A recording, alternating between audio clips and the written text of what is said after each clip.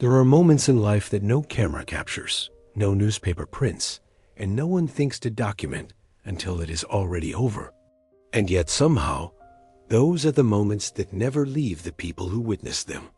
The ones that settle deep in the chest and stay there, like something ancient pressing against the ribs from the inside. This is one of those moments.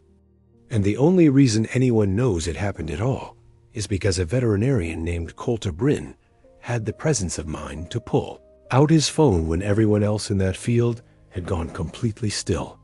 What you are about to hear is not a fable.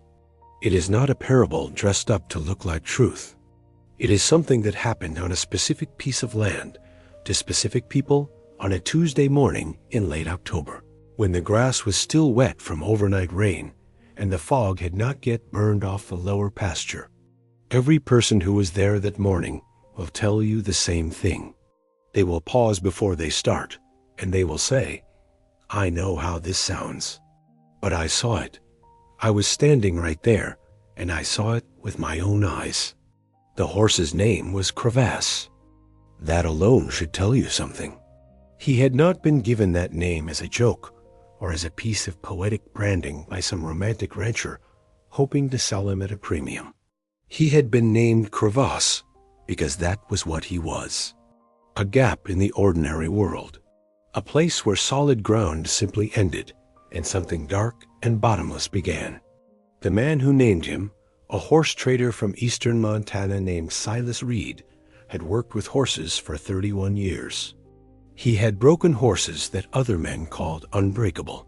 He had calmed horses that had gone wild with fear, horses that had been beaten, horses that had been starved, horses that had forgotten what it felt like to trust a human hand. He named Crevasse on the 4th morning after the horse arrived, and he never tried to ride him again after that. The horse stood 17 hands tall, which is large even by the standards of working ranch horses. His coat was a deep, almost impossible black, the kind that absorbs light rather than reflecting it, so that in bright sun he looked like a shadow given muscle and breath. His mane was long and tangled, not from neglect, but because no one had been able to get close enough to him, consistently enough to maintain it. His eyes were what people remembered most, not because they were unusual in color, they were brown, a perfectly ordinary brown, but because of the quality of attention behind them. Horses look at you, but Crevasse studied you.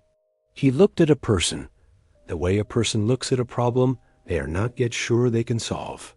He had come to the Aldercroft property 3 weeks before the morning this story is really about, and the circumstances of his arrival were strange enough that they deserve to be told carefully.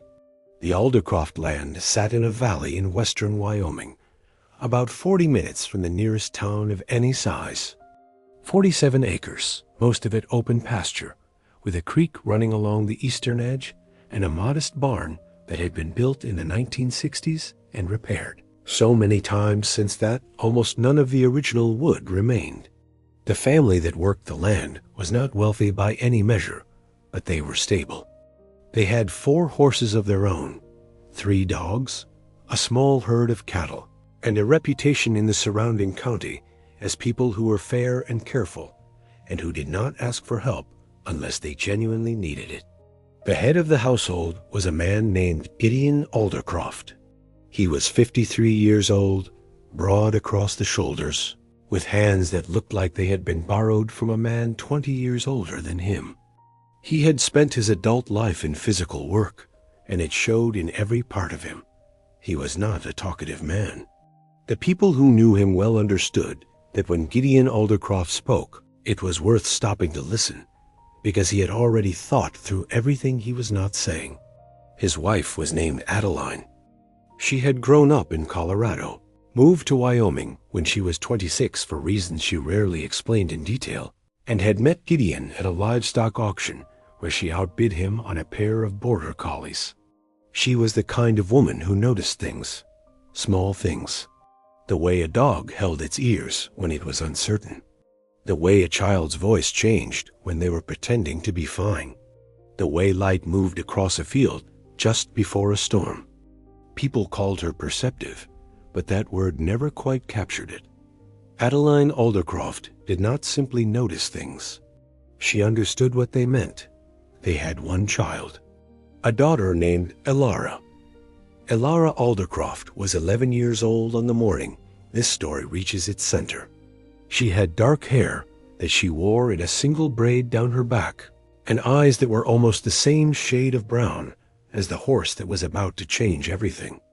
She was quiet in the way that some children are quiet, not from shyness or from having been told to be silent too many times, but from a kind of internal sufficiency. She did not need noise to fill her world. Her world was already full. She had been in the wheelchair for 3 years. The accident that put her there had happened when she was 8, on a road not far from the property, on a morning when her father was driving her to a friend's birthday party.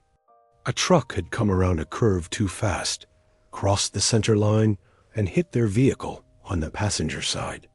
Gideon walked away with a broken wrist and a concussion that took 3 weeks to resolve. Elara spent 6 weeks in the hospital and came home in a chair that she has used every day since. The injury was to her spine, a compression that the doctors explained in careful, measured language designed to leave room for hope without overpromising. The short version was that Elara could feel her legs. She had sensation, but the signal between her brain and her muscles was interrupted, inconsistent, unreliable in ways that made walking unsafe, and exhausting in ways that were hard to explain to people who had never experienced it. Some days she could stand with support for a few minutes. Some days she could not. She had learned not to build her plans around what her legs might or might not do on any given morning. What she had built her plans around instead was everything else. She read constantly. She had a notebook full of drawings of birds, every bird she had ever seen from the window of the house, or from the porch, or from the edge of the pasture where her chair could reach the grass without getting stuck. She had learned to identify constellations and could name the ones visible in the Wyoming sky for each season without looking anything up. She had a particular love for the horses her family kept, not a child's sentimental love, not the kind that dressed them in ribbons and called them beautiful, but a genuine, studious interest in how they thought, what they noticed, what made them comfortable or afraid. She had never been able to ride, not since the accident, not because it was medically impossible, but because getting her safely on and off a horse and keeping her secure while mounted required resources and support and equipment the family did not yet have access to in their part of Wyoming. It was something Gideon and Adeline had looked into. It was not a closed door, but it was a door that had not yet opened. And then Crevasse arrived. He came because of Coulter Bryn, the veterinarian. Coulter was 38, had trained in Colorado, and moved north because he preferred open land to city practice. He had been the Aldercroft family's vet for 6 years, and was one of the few people outside the family who came to the property with any regularity. He was also the kind of man who could not see a problem without wanting to solve it, which was mostly a virtue and occasionally the source of serious complications in his life. The complication, in this case, had started 3 months earlier when Coulter received a call from a livestock rescue organization in Montana that he had worked with twice before on difficult cases. They had a horse, a black stallion, 8 years old, with a history that made most people in the horse world take a slow breath and look away. He had been passed between 5 owners in 4 years. Not because he was dangerous in the ordinary sense. He had never seriously injured anyone, but because he was impossible to predict. He refused to be ridden. Not in the way that a green horse refuses, from ignorance or fear. He refused in the way that a decision is made. He had thrown every rider who had ever gotten on his back. He had done it calmly, efficiently, without panic or aggression. He simply waited until the moment when the rider's balance shifted, and then he moved in a way that made staying on physically impossible. It was, several experienced horsemen had said, almost elegant. As if he was making a point rather than acting out of distress. He had also done something that was harder to explain, and that had contributed significantly to his reputation. In the early months at his third owner's property, a ranch in the Judith Basin, a cowhand named Percy Wells had tried to break him with methods that were not kind. It had not worked. What had happened instead was that Crevasse had stood very still, looked at Percy Wells with an attention that the man later described as making him feel like he was being read, and then had let out a sound that was not a whinny and not a scream, but something between them, a sound that everyone on the property had heard, and that none of them had been able to accurately describe afterward. Percy Wells had stepped back. He had not tried again. The rescue organization needed to place Crevasse somewhere he could live without being ridden, without being pressured, without being treated as a problem to be solved. They called Coulter because Coulter had once told them, during a conversation neither of them had expected to become important, that he knew a family with land and patience and no agenda. He called Gideon. Gideon said he would think about it. Adeline said, without looking up from what she was doing, that the answer was yes. Crevasse arrived on a Wednesday morning in a steel trailer with the Montana Rescue Organization's logo on the side. The man who drove him said very little. He unloaded the horse, handed Gideon a folder of veterinary records, and said, with the directness of someone who has had to explain difficult things many times, that the horse would decide what he was comfortable with, not the other way around. He said it respectfully, not as a criticism of the Aldecrofts, but as a statement of fact about the horse.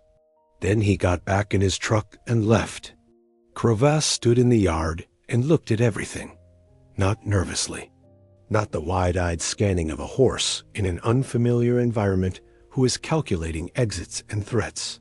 He stood and simply looked, at the barn, at the pasture, at the other horses moving along the fence line, at the 3 dogs who had arranged themselves at a respectful distance and were watching him with the focused uncertainty of animals who have not yet decided what category to put him in, at Gideon, at Adeline, and then, finally, at the porch where Alara sat in her wheelchair with her notebook open in her lap, her pencil held loosely between her fingers, watching him back. That look lasted longer than any of the others. Gideon noticed it. He did not say anything. In the first 2 weeks, Crevasse settled into the property in a way that was both unremarkable and subtly strange. He ate. He drank. He moved through the pasture in long, unhurried loops that covered nearly every inch of the available land. He allowed the other horses to exist near him, though he did not seek them out. He tolerated Gideon's presence at a distance of about 10 feet, which was closer than most people had managed with him. He tolerated Adeline's presence at about 8 feet, which surprised her. He would not approach the barn door if Coulter's truck was parked in the yard, a sensitivity to the smell of veterinary equipment that the folder of records had warned them about. And he watched Alara, not constantly, not in a way that would have alarmed anyone who noticed it, but consistently. When she was on the porch, he was often near the fence line closest to the house. When she moved to the edge of the lower pasture, where the ground was firm enough for her wheels, he would sometimes drift in that direction without appearing to do so deliberately. Adeline noticed this too. She mentioned it once to Gideon, quietly, at the end of a day. He nodded and said, "I know." Neither of them said what they were both beginning to feel, because there was no safe way to say it without also admitting what they were hoping for. And hoping for something with Alara had become, in the 3 years since the accident, a thing they did very carefully. Alara had noticed as well. She had not said anything to her parents. She was not a child who shared observations before she understood them, and she did not yet understand this one. She knew only that when she was near the pasture fence, the black horse sometimes moved closer, and that when he did, she felt something in her chest that she did not have a precise word for. It was not quite calm. It was not quite excitement. It was something more like the feeling of a puzzle piece that has not yet touched the space it belongs in, but that is hovering just above it, and you can already see that it will fit. She began bringing her notebook to the fence. She sat close enough that the wood of the lowest rail was within arm's reach. She drew him, not from imagination, but from observation, from the way he actually stood, a particular angle of his neck when he was watching something he had decided was not a threat, the way his tail moved in a way that was different from the other horses' tails, slower and more deliberate, as if even that motion was a considered choice. She filled 6 pages with drawings of him before she showed a single one to anyone. The morning that everything changed was the 19th day after Crevasse arrived. It had rained overnight, a hard, soaking rain that had come in from the northwest and run itself out by about 4 in the morning, leaving the sky clean and the grass dark with moisture. By the time Ilara came out to the porch with her breakfast, the fog was sitting low over the pasture in a way that made the horses look like they were standing in shallow water. The air had that quality that air only has after rain in open country, a cleanliness that goes past simple freshness into something almost physical, as if the rain has scrubbed the atmosphere down to something essential. She ate slowly, watching the fog move. She was not thinking about the horse, or she was not aware that she was thinking about him. She had slept well, which was not always the case, and she was in the particular soft state of a person who is awake but not yet fully committed to the day, still carrying a little of the night's quiet with them. Gideon had gone out to the barn before dawn, as he always did. Adeline was inside, and Ilara could hear the particular sound of her moving through the kitchen, the low notes of someone who is not quite humming, just making sound because the house feels right and the morning feels manageable. Coulter Bryn arrived at 7:45. He was not there for Crevasse. He was there to check on one of the other horses, a Murray named Fern, who had been favoring her left front leg for the past week in a way that had not resolved itself the way a minor strain usually does. He pulled his truck into the yard, got out, exchanged a few words with Gideon near the barn, and they walked together toward the near pasture to bring Fern in. It was Coulter who thought to take out his phone. He will say later, when people ask him why he filmed it, that he is not entirely sure. He will say that there was something in the quality of the morning, or something in the way the horse was moving, that made him feel like whatever was about to happen was going to be something that people would want to see afterward. He will not be able to explain this with any greater precision. He just knew, in the way that sometimes you know, without being able to say how. Crevasse had been standing at the far end of the pasture when Coulter arrived. His back was to the barn, his face toward the house, which was the position he often occupied in the mornings. When Coulter's truck pulled in, the horse had not spooked, which was unusual given his documented sensitivity to the vehicle. He had simply stood, watching. Ilara had finished her breakfast and moved her chair to the edge of the porch, which was as far as she could go without coming down the ramp and across the yard. She was not doing this to get closer to the horse. She was doing it because the fog was starting to break in interesting ways, tearing apart in long horizontal strips, and she wanted to draw it before it was gone entirely. Her pencil was moving across a fresh page in her notebook. She was not looking at Crevasse. Crevasse was moving. Gideon saw it first. He was standing just outside the barn, watching Coulter prep his bag, when something made him look up at the pasture. He would describe it later as a change in the sound of the morning. Not a loud change, just a shift, the way a room changes when someone walks in even before you look up and see them. He turned and saw the horse moving across the wet grass with a steadiness that was different from his normal movement.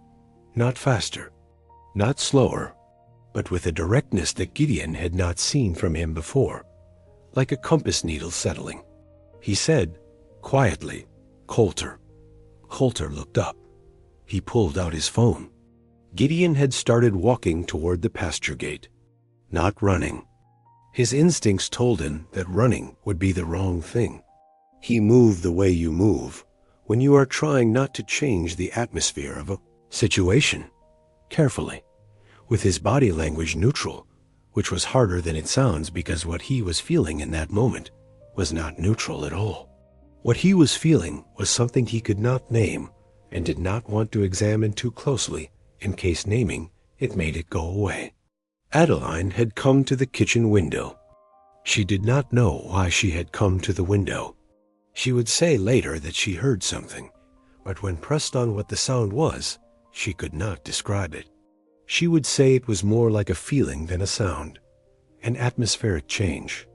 She stood at the window with her hands on the edge of the sink and looked out at the yard. Crevasse crossed the pasture and reached the gate. The gate was latched, but not locked. It was the kind of latch that a horse with sufficient intelligence and motivation could sometimes work open, a fact that Gideon had noted as a theoretical concern, but had not acted on because none of their horses had ever shown the inclination. Crevasse lowered his head, examined the latch for approximately 4 seconds, and then worked it open with his lips and his teeth in a motion so practiced and efficient that it was obvious this was not the first time he had done it. He pushed the gate open with his chest and walked out into the yard. Gideon stopped walking. He stood in the middle of the yard, between the barn and the house, and did not move. Not because he was afraid, exactly, but because every instinct he had, built over 53 years of living with animals, and 15 years of working horses specifically, was telling him that the worst thing he could do right now was interfere. That whatever was happening was not about him. That his job in this moment was to be as still as possible and to trust. It was the hardest thing he had done in a long time. Crevasse walked across the yard with the same directness he had crossed the pasture with. His hooves on the wet gravel made a sound that was somehow quieter than it should have been. The 3 dogs, who were ordinarily the vocal, active periphery of everything that happened on the property, were completely silent. They sat in a loose triangle near the fence and watched with an attention that was different from their ordinary dog watching. They looked, Coulter would say later, like they already knew the end of the story. Ilara heard the hooves.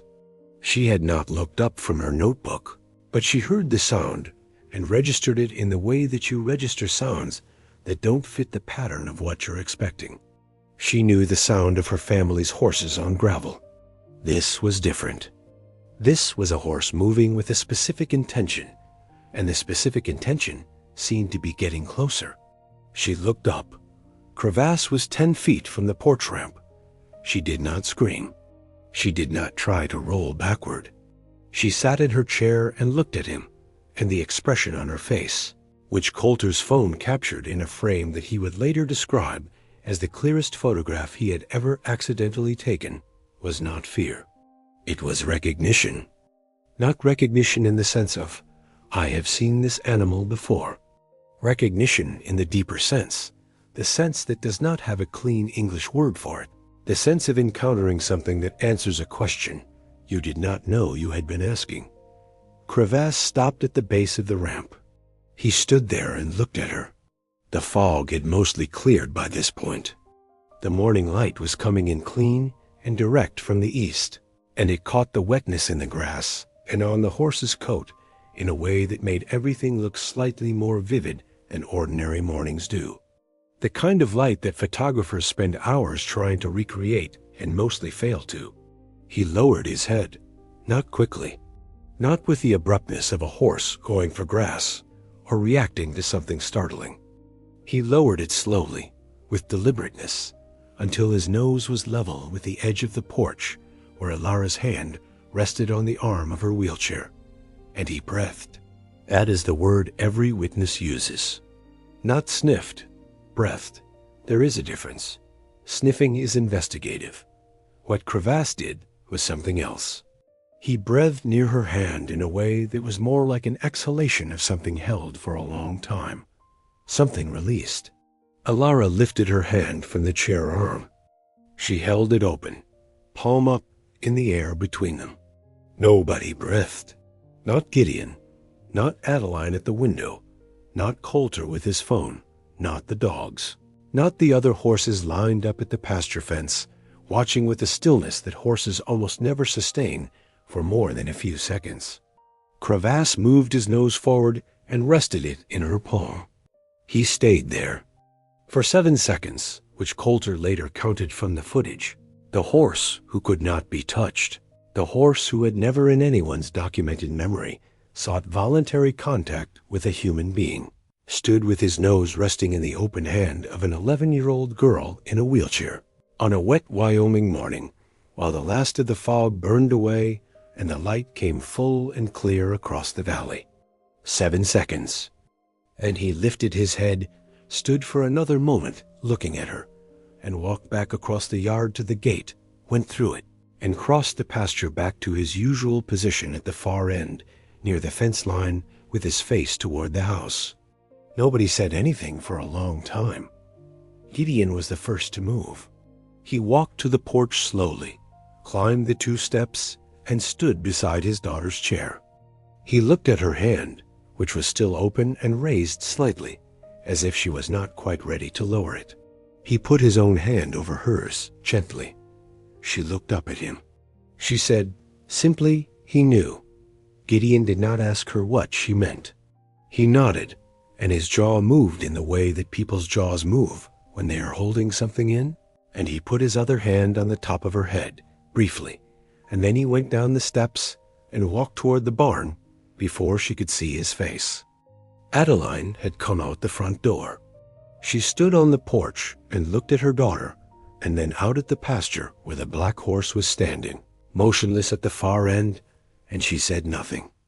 She sat on the edge of the porch step, and after a moment, Alara moved her chair beside her, and they sat together without speaking, looking at the horse, while the morning continued around them with its ordinary sounds, birds and wind and the distant shifting of cattle, all of it unchanged and all of it somehow different. Coulter Bryn sat in his truck for a few minutes before he went to check on Fern. He looked at the footage on his phone. He watched it twice. Then he put the phone in his pocket and sat with his hands on his knees and looked out the windshield at the pasture for a while. He never did explain why he had known to record it. In the days that followed, the morning repeated in the way that important mornings do, not in event, but in echo. People thought about it. They found themselves thinking about it at unexpected times. Adeline thought about it while she was washing dishes and had to stop and dry her hands and stand at the window for a minute. Gideon thought about it in the barn and in the truck, and once at 3 a.m. when he woke for no reason and could not get back to sleep. Coulter thought about it every time he drove the road out to the Aldercroft property, which in the weeks after the morning happened more frequently than his caseload strictly required. And Alara thought about it constantly. She thought about it with the precision that children sometimes have for significant moments, a clarity of attention that adults often lose as the accumulation of experience teaches them to half-see things, to absorb them partially and file them. Alara had not yet learned to half-see things. She held the memory of those 7 seconds in complete detail, the weight of the horse's nose in her palm, the warmth of it, the way his breath had moved across her fingers, the quality of his eyes in that moment, which she could not describe accurately, but which she had tried in her notebook, writing 3 different descriptions and crossing out all of them and drawing instead. She started spending more time at the fence, not trying to call the horse, not performing anything for him, just being there, at the fence line with her notebook, in the mornings when the light was good. And Crevasse began to do something that had no clear explanation in any behavior reference that Coulter could find. He began to come to her, not every day, not reliably enough to be called a routine, but frequently enough to be called a pattern. He would be at the far end of the pasture, and she would come out and settle her chair by the fence. And within 10 to 20 minutes, he would have drifted, casually, unhurriedly, with that studied lack of apparent direction that is actually the most direct route to the section of fence closest to her. He never put his nose through the fence. He never pushed against it. He stood near her at a distance of about 4 feet and did what she was doing, which was to be present and quiet in a shared space. There was something about this that defied easy categorization. It was not bonding in the conventional sense. It was something with less expectation in it, and therefore something harder to disturb. Gideon called the Montana Rescue Organization in the 3rd week and spoke to the woman who had coordinated Crevasse's placement. He described what had been happening. She was quiet for a moment, and then she said that in 4 years of working with this horse, across 5 separate placements, she had never heard anything like what Gideon was describing.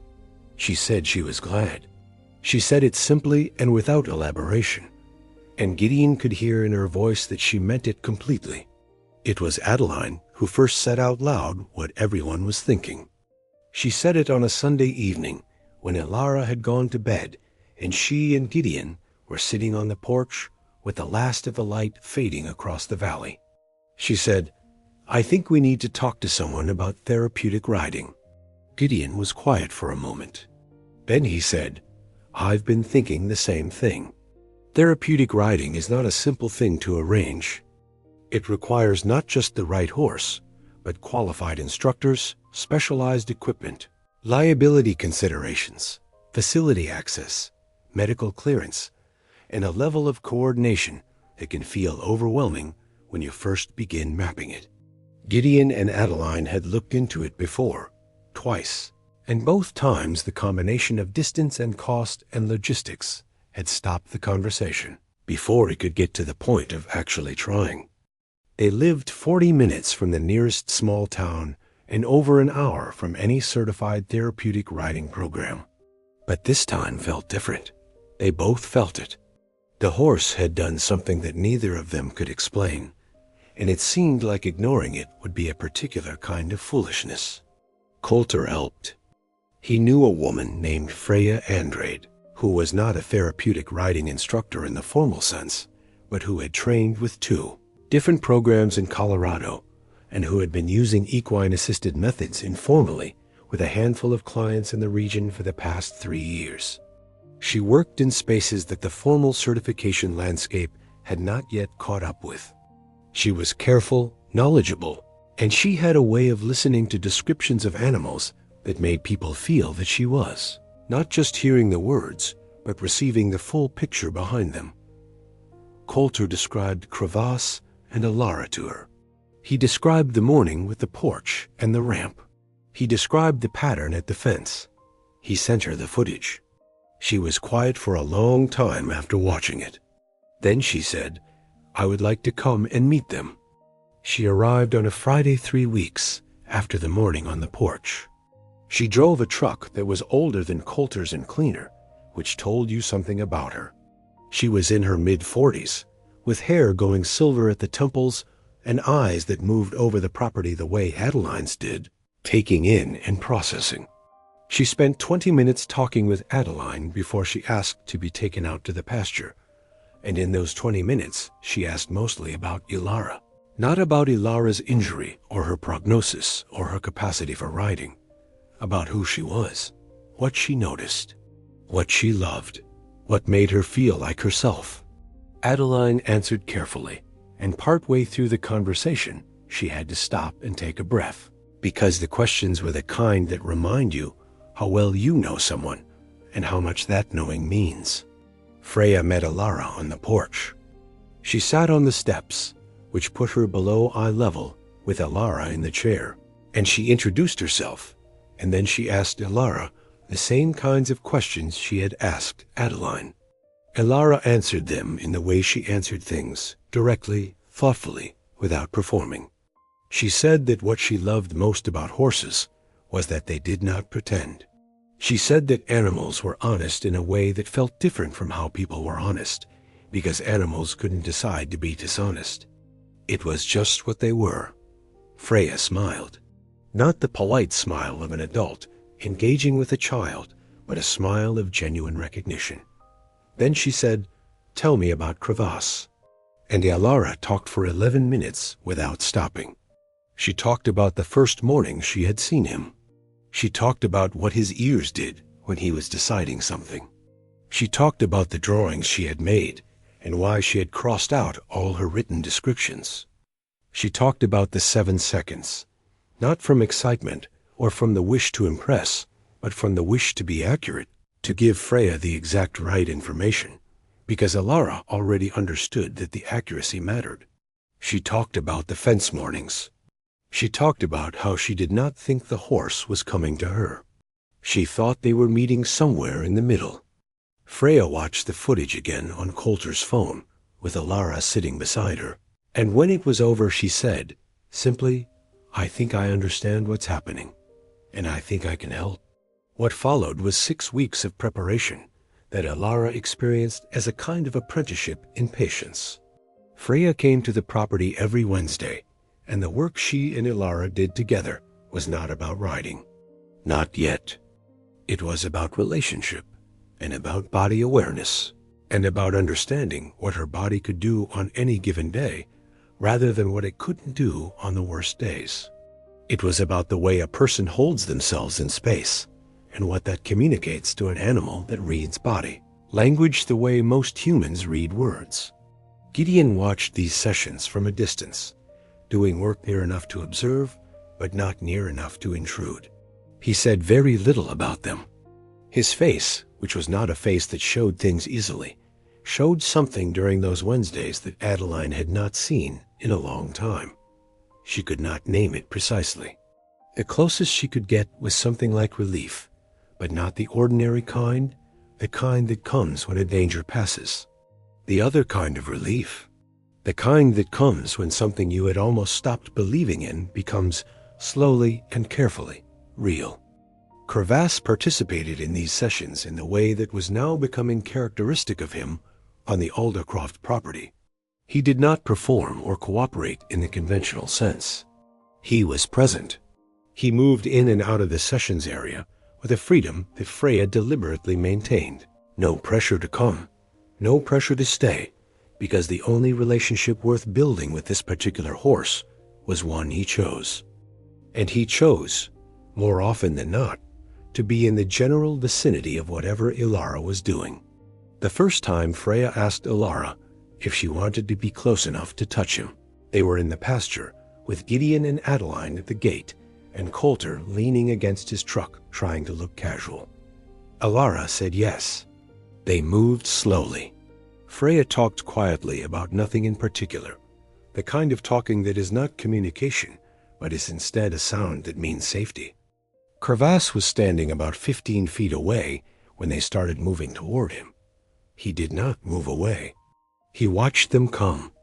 At 8 feet, he shifted his weight. At 6 feet, he lifted his head slightly.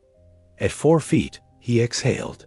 At 3 feet, Alara reached out her hand, the same open palm, and this time he walked to her. He put his nose in her hand. He stayed longer than 7 seconds. Gideon turned around and walked a few paces in the other direction, and stood with his hands on the top of the fence, looking out at the field past the property line. Adeline stayed where she was. Later, she said that she had been afraid that if she moved, something would break. Nothing broke. The first time Alara sat on Crevasse's back was on a Tuesday morning in early January, 4 months after he had first arrived at the property. The preparation for it had been extensive. Freya had built a mounting system using a modified platform and a specialized saddle designed for riders with Alara's specific injury profile. She had worked with the family's doctor by phone to understand exactly what Alara's body could and could not support. She had spent weeks with Crevasse in groundwork that was less about training him and more about communicating with him, about establishing a language between them that was clearer and more specific than horses usually require, because what they were going to ask him to carry was not just a child's weight, but a child's whole particular need. And she had worked with Alara on visualization, on what mounting would feel like, on what sitting on a horse's back would feel like in her body, how to hold herself, how to breathe, how to stay present with what she was sensing, rather than managing from the outside of it. Elara had listened to all of this with the same focused attention she brought to everything, and she had practiced the breathing and the visualization in her room at night, lying in her bed, feeling the different parts of her body, the ones that answered her, and the ones that answered in their own way, and the ones that did not answer at all. The morning of the first mount, it was cold. Not dramatically cold, not the killing cold of deep Wyoming winter, but a clean, sharp cold that thinned the air and made the sky very blue. Frost on the grass, breath visible. The kind of morning that feels important before anything happens. Freya was there. Coulter was there, not as a vet, but as a person who had been part of this from the beginning. Gideon had built the mounting platform himself over 2 weekends, and it was solid and level, in exactly the right height, which was important because one thing about Gideon Aldercroft was that when he committed to something with his hands, it was done right. Adeline had said the evening before that she was not sure she could watch. Gideon had said he understood. She had woken up that morning and said, "I'm going to watch." They brought Crevasse to the platform with no fanfare and no particular drama. Freya led him. He walked with his usual deliberateness. He had been near the platform many times over the previous weeks, had been asked to stand beside it while Elara sat on it, had experienced her hand on his neck from that height, had grown accustomed to all the variables of this specific configuration of people and equipment and intention. Elara came out the front door of the house in her chair. She was wearing her winter jacket, and her braid was tucked inside the collar against the cold. She did not look nervous. She had been asked about nerves that morning by Adeline, who had tried to ask casually and had not succeeded at casualness. And Elara had thought for a moment and said, "I'm not nervous. I'm paying attention." That was the difference for Elara. She had identified it somewhere in the 6 weeks of preparation. Nervousness was about a future outcome. Attention was about right now. She had learned to choose attention. She came down the ramp and across the frozen yard to the mounting platform. She positioned herself beside the platform the way they had practiced. Freya stood at Crevasse's head, one hand on his halter, light as a suggestion. Gideon stood on Elara's left side, ready to support her through the transfer. He had practiced this many times. His hands knew exactly where to go. Elara looked at the horse for a moment. Crevasse looked back at her. Something passed between them that no one watching could have described if their lives depended on it. It was not communication in any language anyone had a name for. It was something older than language. Something that had been worked out between a girl and a horse over 4 months of careful, patient, honest time spent in each other's company. Whatever it was, it took about 3 seconds, and then Elara nodded, very slightly, not to anyone in particular, and began the process of getting herself onto his back. It took 6 minutes. There was nothing dramatic about it. It was careful and methodical and coordinated, with Freya and Gideon working in the quiet efficiency of people who have prepared properly. Elara was patient through all of it, completely present, breathing the way she had practiced. And then she was up. She was sitting on the back of a horse that no one had ever successfully ridden. She was sitting tall, her back straight, her hands in her lap, her face turned forward. The morning light was coming from behind the barn, and it was catching her at an angle that made her braid look like something hammered from dark copper. She was perfectly still. Crevasse was perfectly still. Then he shifted his weight, very slightly, settling under her, and she moved with it, not consciously, not from training. She just moved with it, the way water moves with the shape of what holds it. Freya said softly, "How does that feel?" Elara was quiet for a moment. Then she said, "It feels like I'm exactly where I'm supposed to be." Coulter had his phone out again. They walked, not far, not fast, just a slow circuit of the near pasture, Freya at the lead, Gideon walking beside, Adeline at the fence with her hands gripping the top rail and her face doing several different things at once. The other horses watched from the far end of the pasture. The dogs sat in their usual arrangement near the gate. The frost was beginning to melt where the sun had been on it for an hour. Crevasse walked like he was carrying something precious, which he was. He walked without hesitation, without spooking, without the sideways drift or the sudden stillness or the collection of small resistances that horses use to communicate discomfort. He walked like an animal that has made a decision and is at peace with it. They made one circuit of the near pasture, and then Freya brought them back to the platform. The dismount was accomplished with the same methodical care as the mount. Alara was back in her chair. She sat for a moment looking at the pasture. Crevasse was standing nearby, his attention still on her. Adeline came through the gate and across the frost-softened ground and crouched down in front of Alara's chair.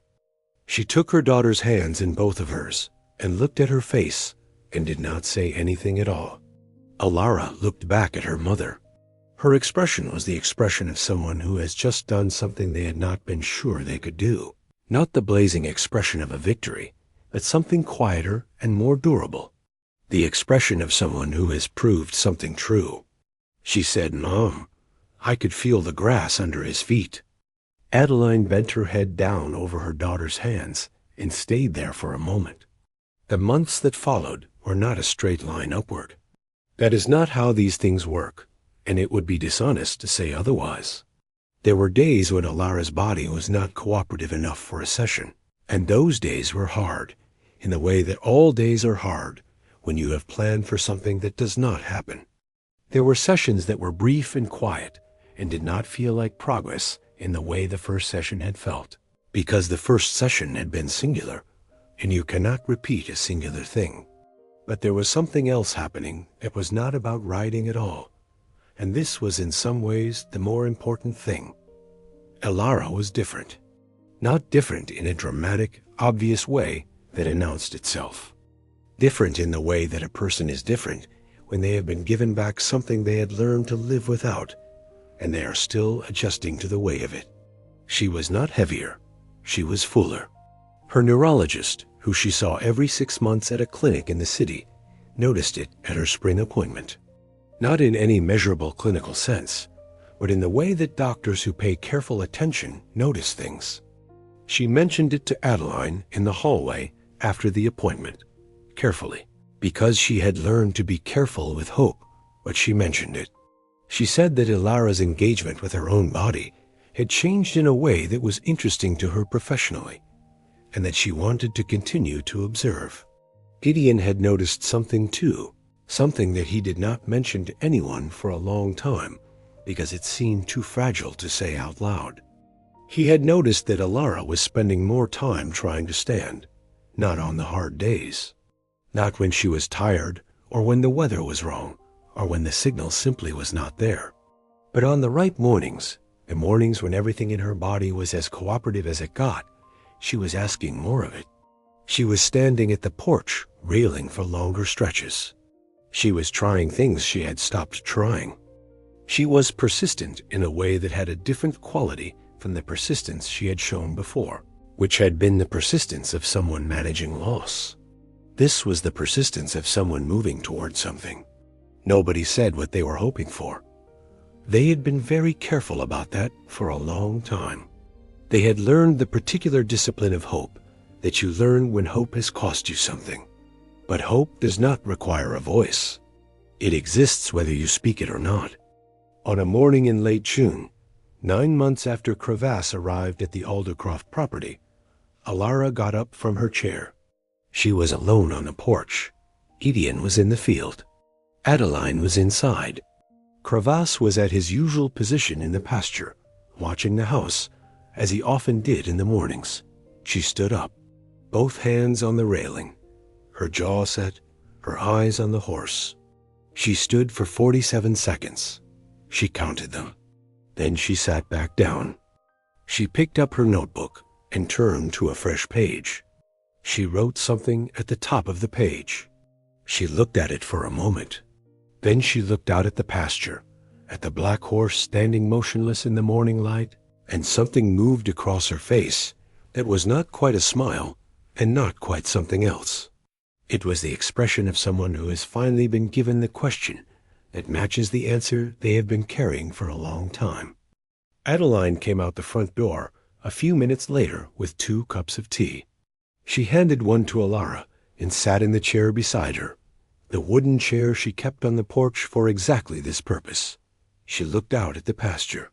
She said, "How are you feeling?" Alara said, "Good." She paused. She said, "I stood up." Adeline was very still for a moment. Then she said quietly, "I know. I saw through the window." Alara turned and looked at her mother. She said, "Were you watching?" Adeline said, "I was in the kitchen, and I happened to look up." She paused. She said, 47 seconds. Alara looked back at the pasture. She said, "I was counting too." They sat in silence with their tea, looking at the horse. After a while, Adeline said, "What did you write in the notebook?" Alara looked down at it in her lap. She opened it to the page. She turned it so her mother could see. In her careful, precise handwriting, at the top of a fresh page, she had written 2 words. She had written, "Not yet." Adeline looked at those 2 words for a long time. She understood them completely. Not yet was not the same as no. Not yet was not the same as I'm waiting for something to change. Not yet was exactly what it said. It was a door that was still open. It was a sentence with more in front of it. She handed the notebook back to her daughter. She said, "That's right. Summer moved through the valley in the way that Wyoming summers do, big and bright and shorter than you want them to be, with the evenings stretching long and warm and the nights still cool enough to sleep well." Alara's sessions with Crevasse continued twice a week, with Freya present for one and Gideon supporting the other, which had been a gradual and intentional transition, the handing over of knowledge from one set of careful hands to another. Gideon had learned. He had learned in the way he learned everything, which was by doing it over and over until the knowledge was in his body and not just in his mind. He had also learned something he had not expected to learn, which was how to be in proximity to his daughter's experience without trying to manage it. This had been harder than any technical skill Freya had taught him. He was a man who fixed things. He had spent 3 years trying to find the right way to fix what had happened to his daughter, and the honest truth was that fixing was not available as an option, and he had known that intellectually for a long time. But knowing a thing intellectually and actually absorbing it into the way you live are 2 different processes, and they do not always happen on the same timeline. Crevasse had helped with this too, in his strange, indirect way. There was something about watching the horse be completely present with Alara, without agenda, without any wish for her to be something other than what she was. That had taught Gideon something about what Alara actually needed from the people who loved her. It was not fixing. It was witnessing. It was showing up and being exactly and fully there, and trusting that the being there was enough. He was not sure he would have found that understanding any other way. In late August, a reporter from a regional newspaper drove out to the Aldercroft property.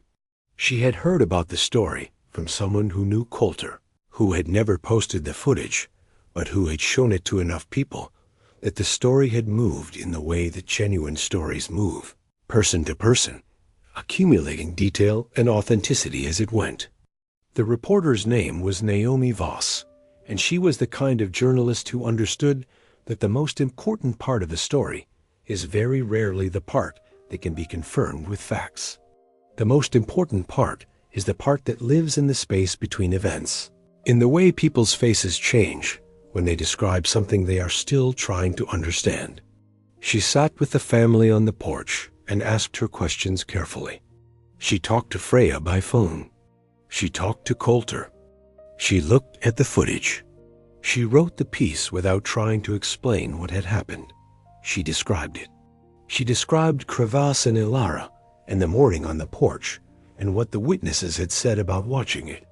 She described the months of work and the sessions and the Tuesday morning in January, and what Alara had said about feeling the grass. She described the 47 seconds and the 2 words in the notebook. She ended the piece with something that Gideon had said to her near the end of their conversation, something he had said quietly, looking out at the pasture, not really intending it to be a quote. He had said, "I don't know what happened between that horse and my daughter. I don't think I need to know. Some things are true without having an explanation." The piece ran in the regional paper and was picked up by 2 larger outlets and then shared widely enough that Adeline's phone became temporarily unusable for 3 days. Most of the messages were kind. Many of them were from people who had a child or a sibling or a parent or themselves in a wheelchair or in recovery or in a version of the situation that life had placed them in unexpectedly, and who needed to hear something that was true and good and that had happened to real people in a real place. Some of the messages made Adeline cry. She answered as many of them as she could. Alara read a few of the messages her mother shared with her and then said she preferred not to read any more of them for now, not because they were not meaningful, but because she needed to stay inside her own experience of what had happened rather than receive too many other people's versions of it. This was, Adeline thought, one of the wisest things her daughter had ever said, and Alara was a child who said wise things with some regularity. By the time October came around again, the first anniversary of Crevass's arrival on the property, Alara could stand for 4 minutes with hands on the railing. Her neurologist had requested additional imaging and had referred her to a specialist in a city 3 hours away who focused on spinal cord recovery cases and who had looked at her records with a careful interest that was different from the careful neutrality of someone managing expectations. The word he used when he spoke with Gideon and Adeline was encouraging. He said it slowly, like a word he had learned to use precisely because imprecise hope is its own kind of cruelty. And encouraging was the right word, the accurate word, the word that left the door open without claiming to know what was behind it. Alara had her own word for it. She had gone back to the page in her notebook where she had written, "Not yet." She had looked at it for a moment, and then, below those 2 words, she had written 2 more. She had written, "Getting closer." The morning of the first anniversary was clear and cold in the way that late October mornings in Wyoming are clear and cold, with the sky so blue it looks painted and the light so specific that everything it touches seems outlined more precisely than usual. Gideon was up before dawn, as he always was. Adeline made coffee and stood at the window and watched the stars go out one by one as the east lightened. Alara came out to the porch with her blanket and her notebook and her morning tea before the frost had melted. She positioned her chair facing the pasture. Crevasse was already at the fence line closest to the house. He was watching her. She sat for a while without moving, looking at him. The light came up slowly, the way it does in open country, not abruptly, but in a long, gradual arrival, like something important taking its time.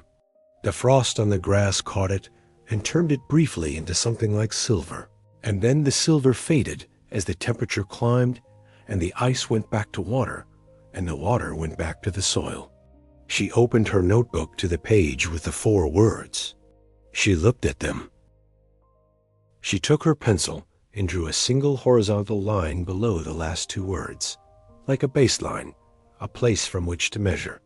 Then she wrote 1 more word just below the line, in the careful handwriting that was one of the things that had not changed about her in the 3 years since the accident, had in fact gotten more careful, more precise. The word was soon. She looked at the horse. He was watching her with the attention that was not ordinary horse attention, the attention that had no adequate word in any language she had studied. She lifted her hand. Not in greeting, exactly. Not in the way you wave to someone. In the way you acknowledge something between yourself and another being that does not need to be explained to anyone else. The private signal of a private understanding. Crevasse lowered his head once, slowly, with the deliberateness of everything he did. And they stayed there together, the girl in her chair and the horse at the fence, while the October morning moved through its paces around them, ordinary and extraordinary all at once, as mornings are when you have learned to be present in them. There are things that science can measure and things it cannot.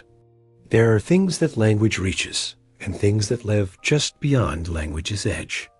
What happened between Ilara Aldercroft and a horse named Crevasse on a Wyoming property in the valley over the better part of a year was not a miracle in any theatrical sense. There was no moment when the impossible became suddenly possible, no single turning point that could be pointed to and held up as an explanation. But there was something that the people who were present will spend years trying to find the right words for and mostly fail to, because the right words do not quite exist.